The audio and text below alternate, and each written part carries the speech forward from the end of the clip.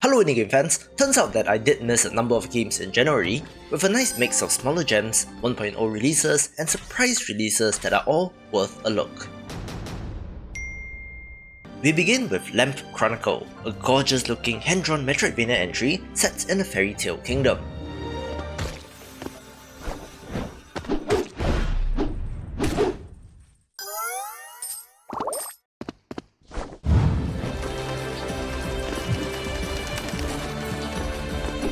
The art is impressive and would not be out of place next to games from Vanillaware for example, and as a fan of this genre, I'm into this.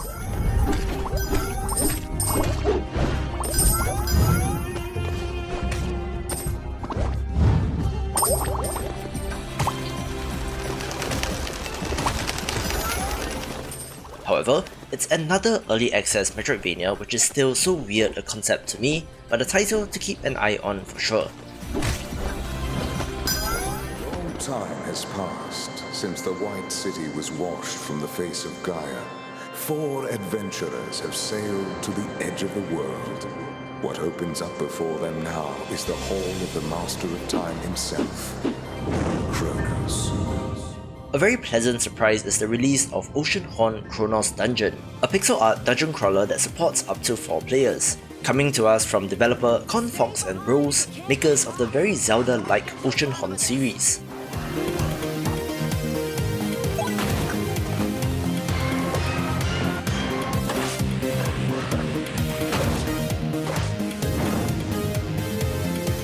However, rather than being an action-adventure title, it's a dungeon crawler more akin to Gauntlet or Hammerwatch, looking impressive and quite fun.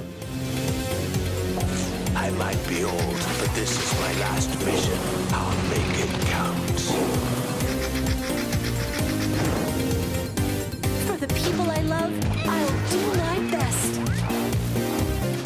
It does appear to be exclusive to Apple Arcade at the moment, so personally, I'll have to wait to see if this gets ported.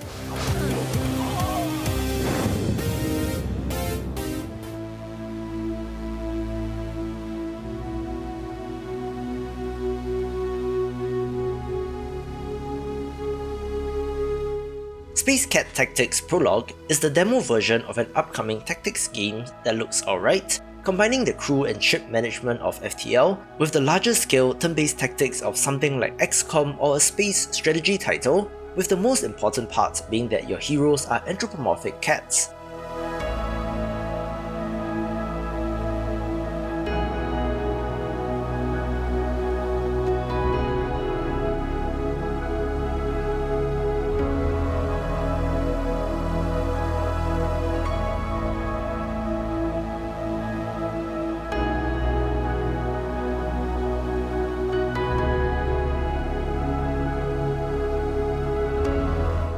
Seems well received so far, so do check it out if you like the genre.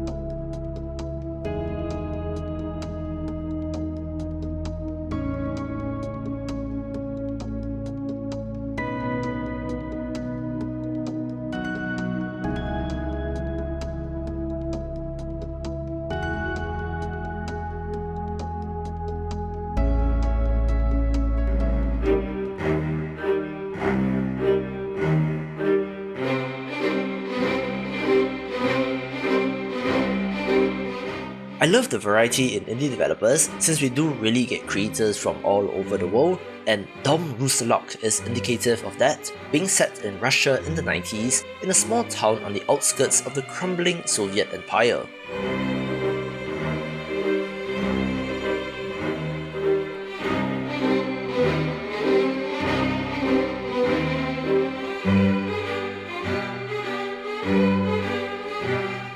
It's a horror title where things do get really dark, and while not usually my genre, it does seem well made.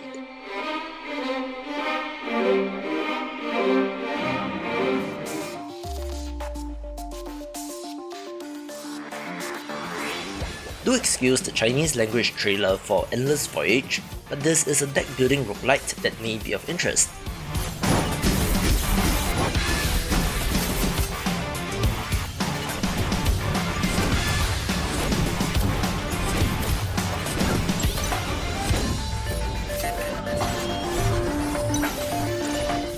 Don't worry, the game itself is translated, where you play as the captain of a ship and have to lead her crew in their adventures.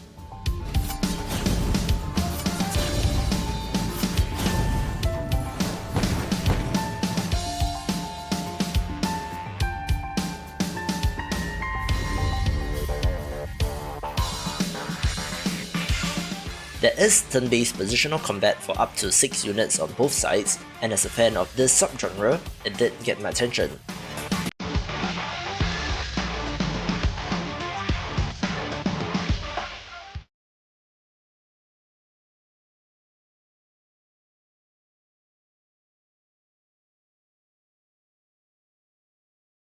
I know, text-based adventures are a difficult sell in 2021 due to all the flashy graphics and animations from other games, but the Labyrinth does remind me of a simpler time of choose your own adventure books or early PC RPGs, so I do have to give it a special mention.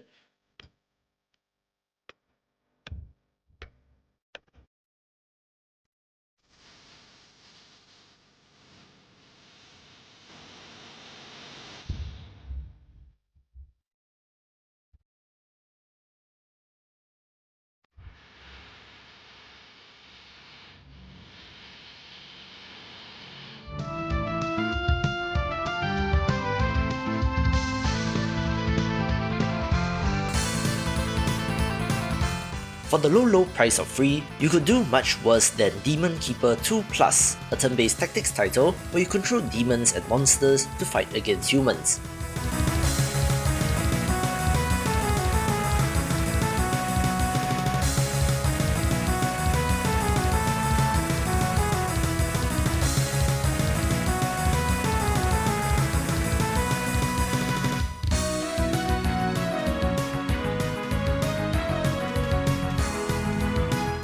Looks simple visually, but interesting tactically, making it for fans of the genre.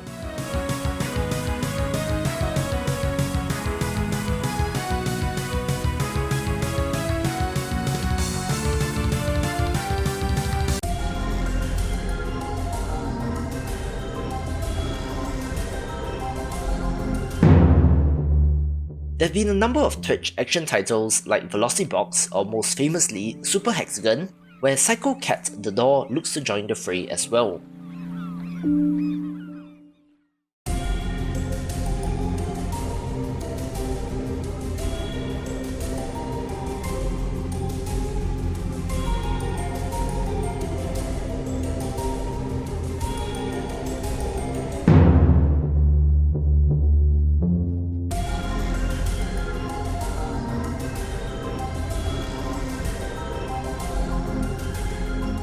There is, however, a much trippier vibe that looks like a challenge worth undertaking.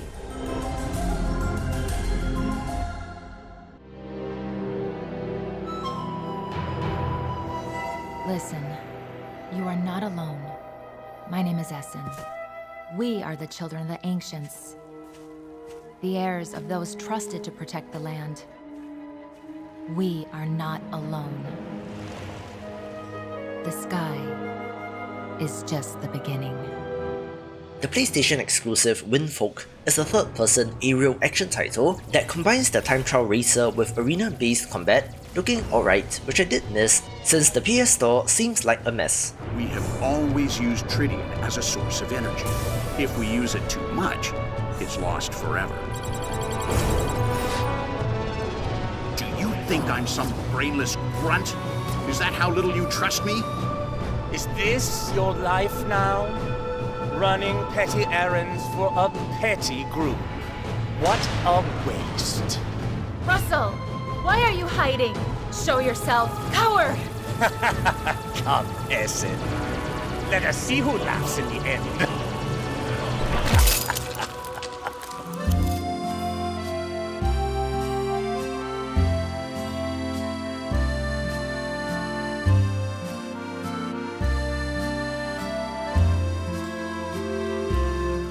Chef Chen is a co-op multiplayer platformer where you battle and defeat various monsters, cooking them up into wondrous dishes, looking like Overcooked but as a platformer, which seems neat and is a title to watch in early access.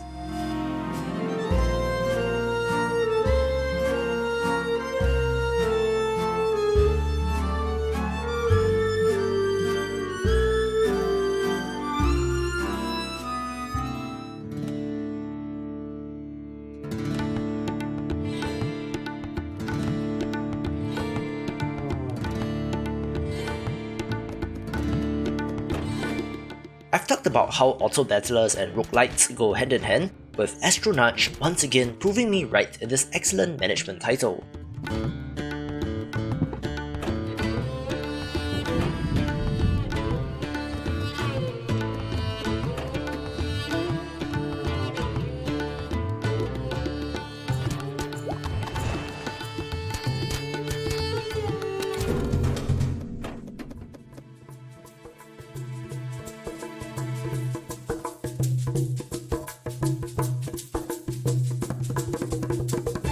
Recruit and manage your party of heroes as they adventure across the land in search of fame and fortune.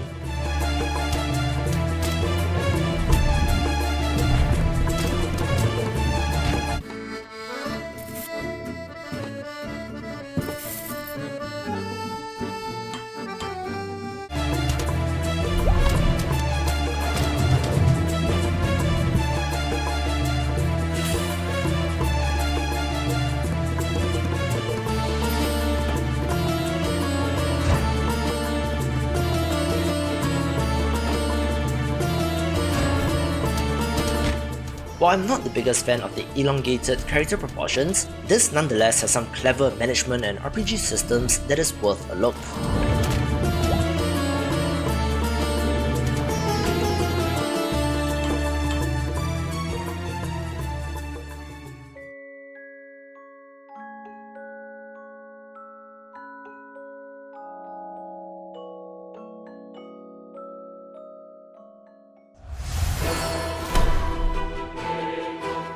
Dollar Explorer Prologue has a wonderful art style and is a puzzle management game of sorts, where you queue up actions for your doll like a programming puzzle game, although strangely enough, the developers are deciding on whether or not to make this a full game depending on the reaction that this demo gets.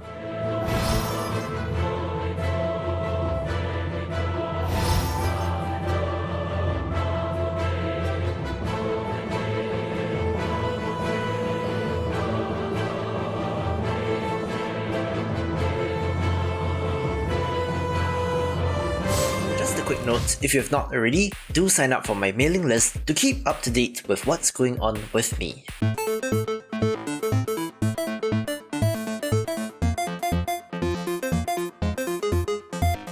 Developer FOKT Interactive has been making quite a number of fantastic smaller pixel art titles like Gunman Tales, Namjoon and They Came From The Sky, with Vermitron being their latest.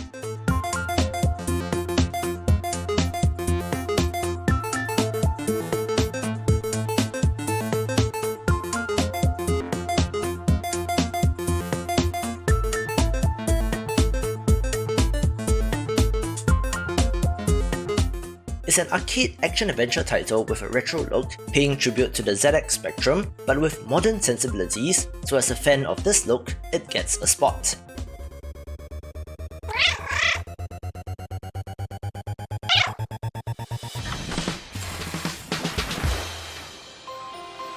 Excitement, fun, and creativity. These are the things Olive Innovations stand for. Be it creating land-based vehicles, or taking to the skies, venturing out on water, and even below. A trio of games hit 1.0 which I forgot to mention, the first of which being the freeform sandbox builder main assembly. Situation. Put me down. Introducing Bot Brawl from our entertainment department. Look at them go. But our latest project will take your breath away. We now reach for the stars in our Final Frontier initiative.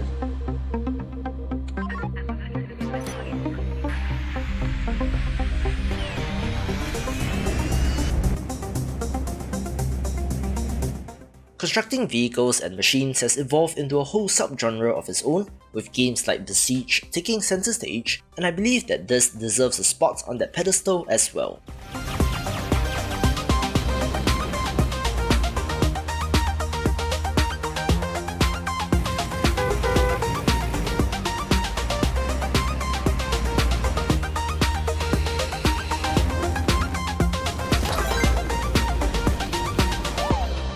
Join us and help make a better tomorrow today.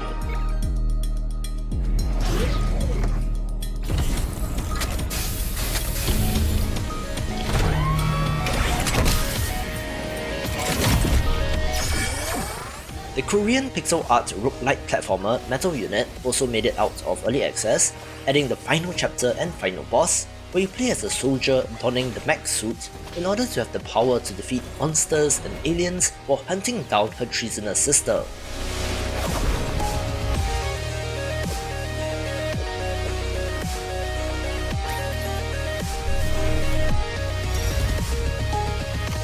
I like the look of this, with good feeling action, so a no-brainer for fans of roguelites.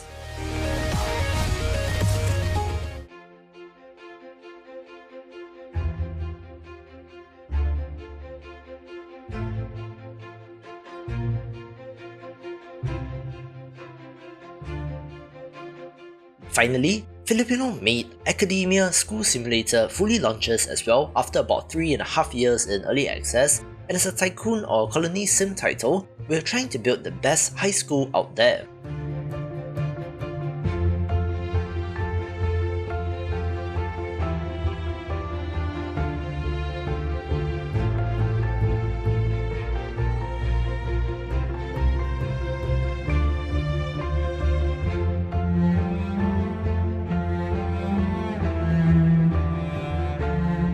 There's a bit of a RimWorld or Prison Architect vibe, but with a little less grim of a theme. This joins the ranks of other great simulator games.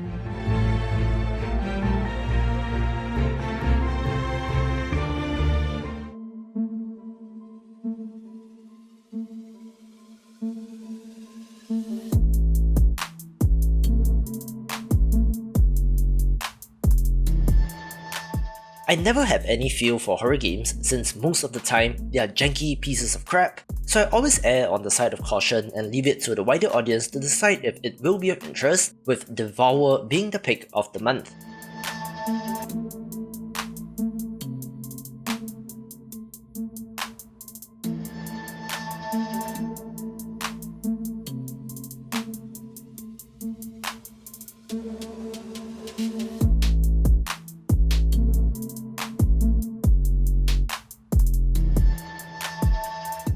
As a co-op survival horror game, we are trying to exorcise a demon that is possessing your cult leader, all while it is trying to drag you into hell, and seems well received enough to be of interest.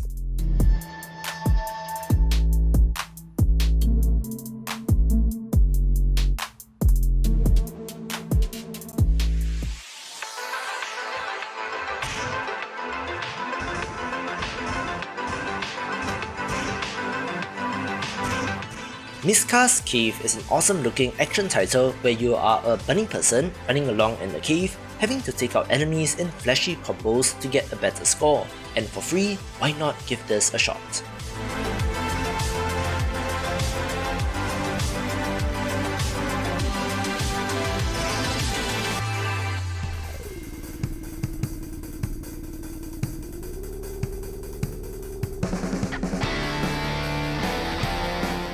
I'm not sure if I'm pronouncing this game right, but HROT is a single-player retro FPS or boomer shooter set in Czechoslovakia in 1986, really looking like a 90s shooter like Quake, and will appeal to a very specific type of person.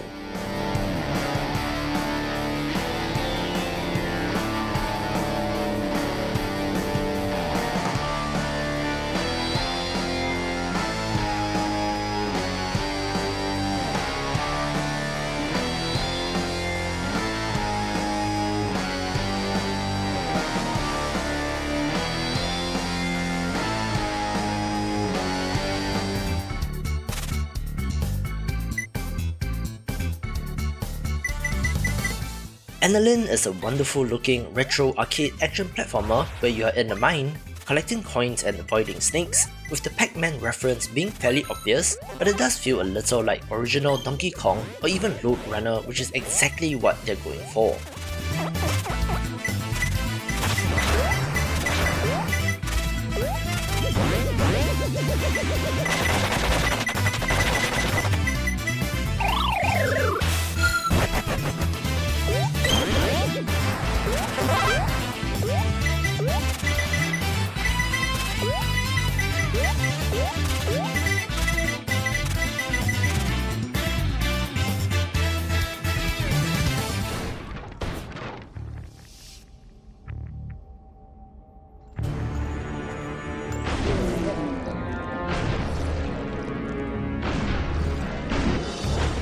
Add one more first-person shooter to the list with the ultra-violent Devilated, which does have some RPG elements and an inventory system, a combo meter like Devil May Cry, and some good-looking action.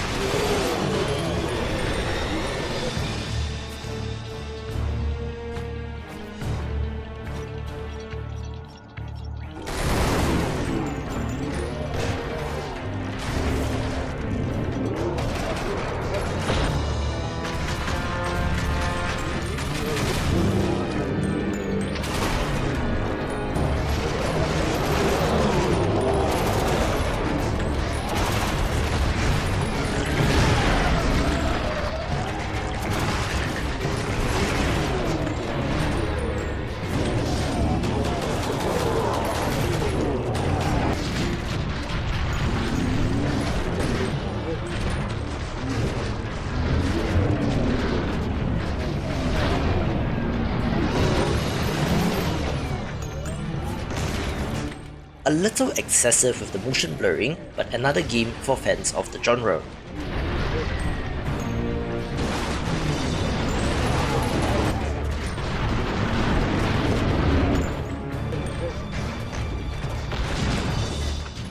Welcome all to the annual Wham Wham the Snowman Man Snowman Building Festival. It's the first day of the festival, and it is so cold outside. Everybody Wham Wham is a chill-looking, story-driven winter experience where taking part in a snowman building contest, having a very pleasant jingle for its trailer as well. Everybody wham wham. Everybody wham wham. Everybody wham wham. Everybody wham wham wham wham wham wham wham wham wham wham. Everybody wham wham.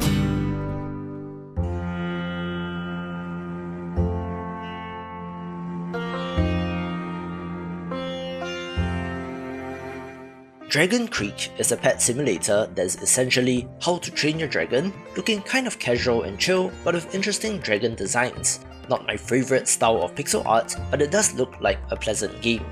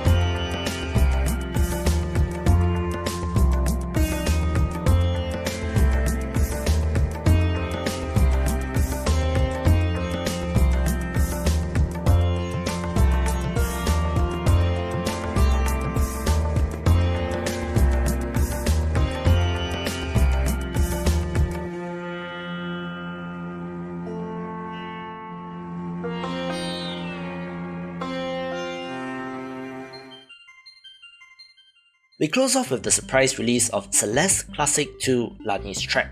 While the developers did mention that they were not going to make any sequel to Celeste, they never said anything about the classic version, so we do have a new protagonist with a new gimmick.